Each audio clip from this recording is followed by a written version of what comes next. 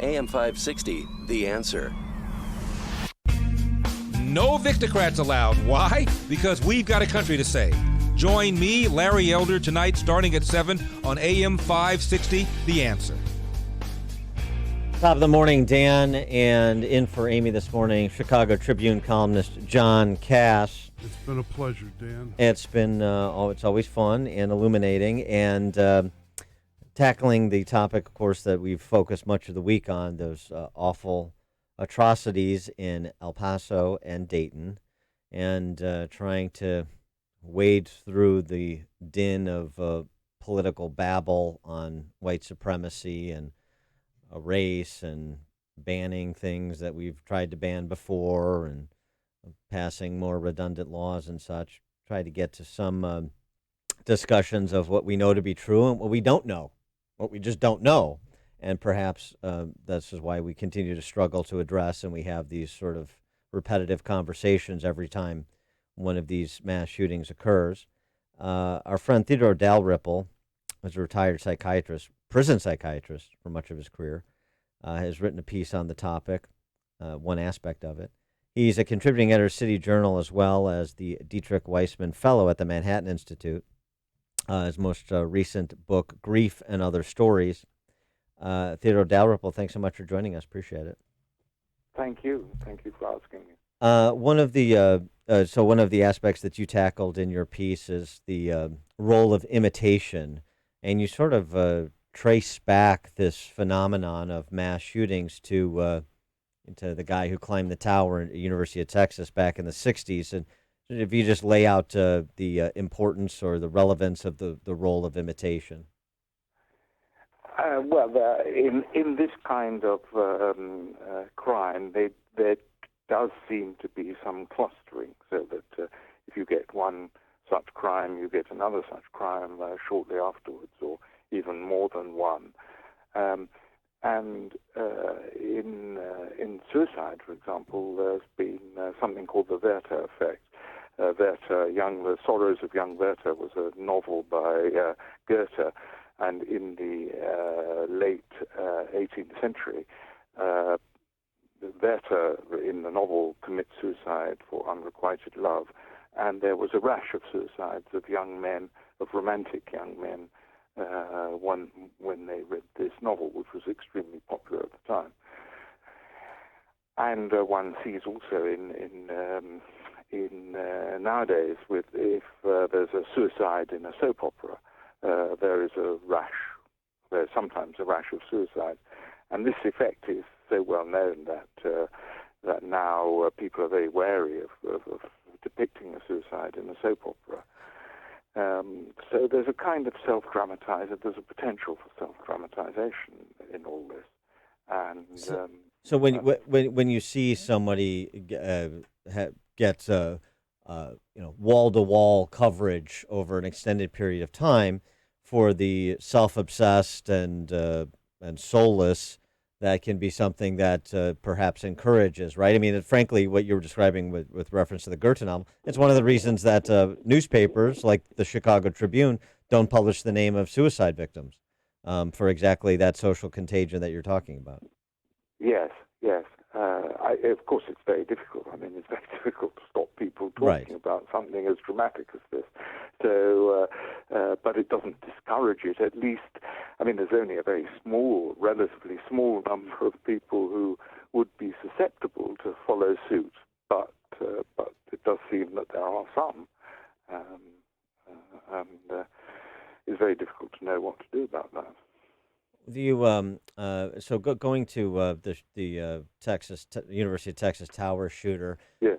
In that case, he had a physical ailment. He had a brain tumor. For people who don't remember, and so that was a question about whether that impaired his judgment. He did something he wouldn't have normally done without the brain tumor that affected his mental processing. Yeah. But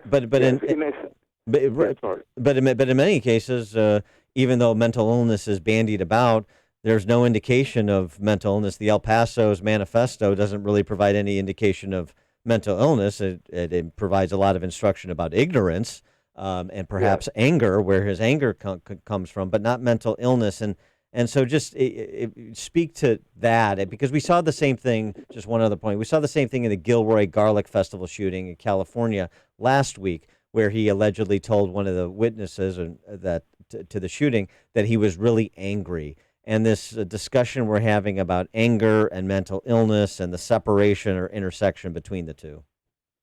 Well, yes.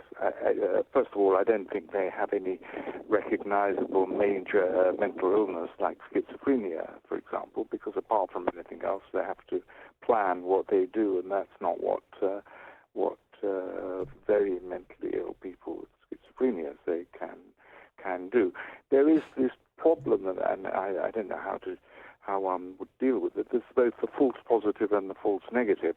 I remember a patient telling me that he wanted to go and do something similar. He detested people who ate meat, and he wanted to go and shoot all the people in the supermarket who were buying meat. And unfortunately, he came to me in military outfit, and he joined a gun club, and I had no way of knowing how seriously to take what he claimed he wanted to do, and I didn't think there was anything I could do about it.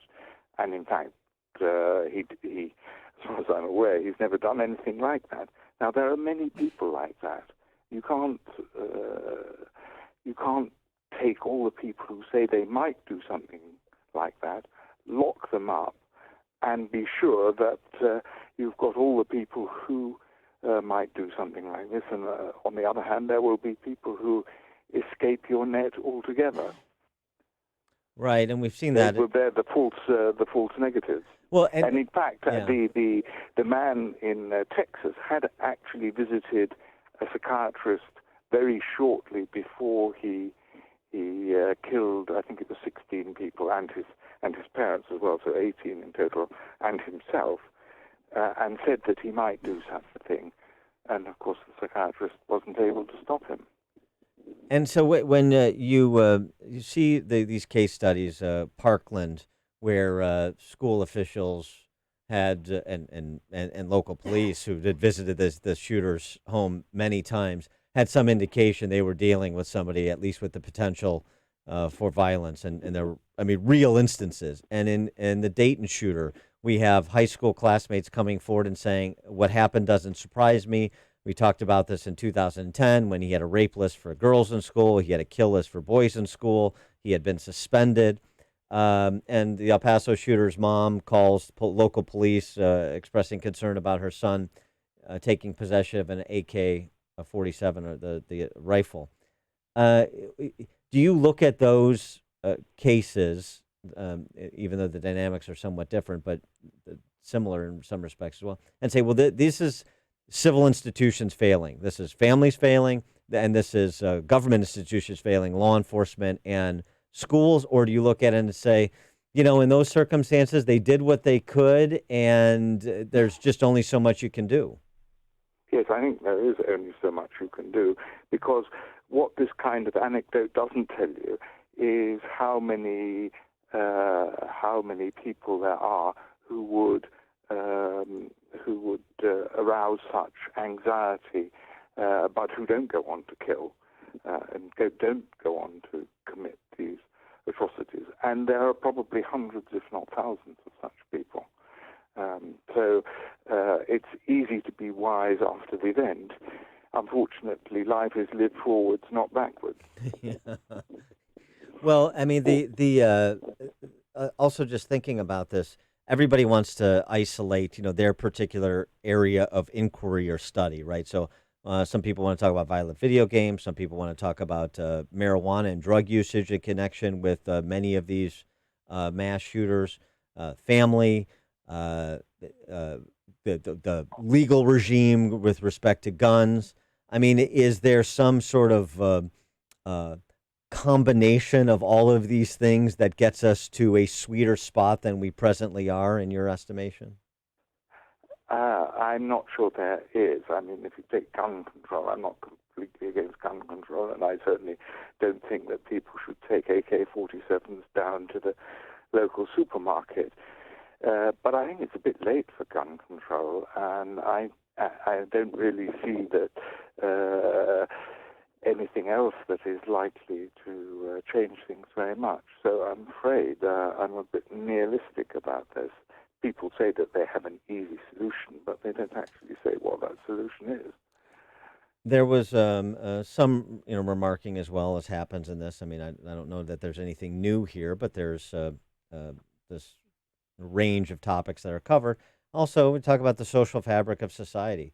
One of the things that seems to punctuate some of the mass shooters is a sense that these individuals are sort of soulless and have some learned indifference to human life.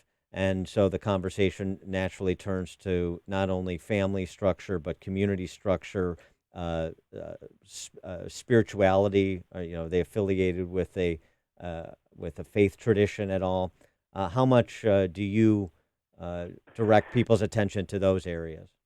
Well, I think that those are very important, and one of the things that I suggest, I can't prove it. In this kind of field, there's no definite proof.